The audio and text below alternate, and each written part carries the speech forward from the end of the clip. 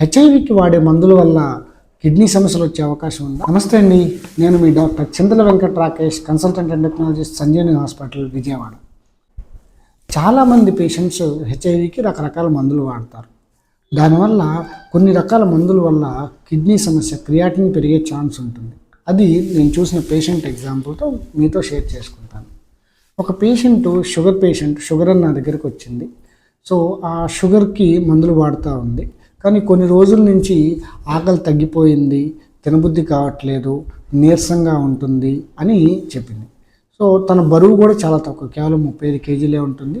ఎత్తుకు తగ్గ బరువు వచ్చేసి BMI 18 kg/m². సో చాలా సన్నగా ఉంటుంది. ఎందుకు తినబుద్ధి కావట్లేదు అని షుగర్ చెక్ చేసినప్పుడు షుగర్ కంప్లీట్లీ నార్మల్, HbA1c 5.5 ఉంది. కానీ క్రియాటినిన్ మాత్రం 3.3 ఉంది. 3 పాయింట్లు అంటే చాలా ఎక్కువ. సో యూరిన్ ఎగ్జామినేషన్ చేసినప్పుడు అందులో యూరిన్ ఇన్ఫెక్షన్ ఉంది, యూరిన్లో ప్రోటీన్ పోతుంది, యూరిన్ ఇన్ఫెక్షన్ ఉంది.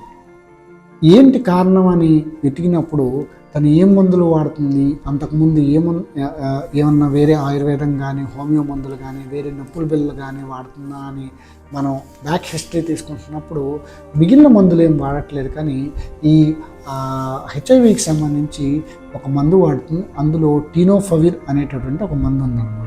ఆ టినోఫవిర్ మందు టినోఫవిర్ డైసోప్రోక్సిల్ ఫిమరేట్ అనేటువంటి మందు. దాంట్లో 2 రకాలు ఉంటాయి. రొటీన్గా మనం వాడేటటువంటి ఆ టినోఫవిర్ డైసోప్రోక్సిల్ ఫిమరేట్ అనేటటువంటి మందు వల్ల కిడ్నీ ప్రాబ్లం వచ్చేటటువంటి ఛాన్స్ ఉందన్నమాట. సో తను సన్నగా ఉండటం వల్ల ఈ కిడ్నీ సమస్య తనకి త్వరితగతిన రాబడింది. సో ఈ మందు వాడుతున్నప్పుడు ఖచ్చితంగా మనం క్రియాటిన్ రెగ్యులర్గా చెక్ చేసుకుంటూ ఉండాలి, యూరిన్ టెస్ట్ చేసుకుంటూ ఉండాలి.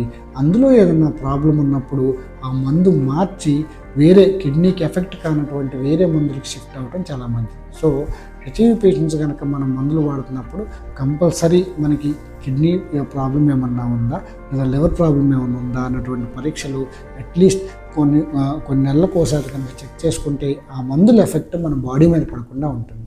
ఈ ఇన్ఫర్మేషన్ మీకు ఉపయోగపడుతుందని ఆశిస్తూ నమస్తే.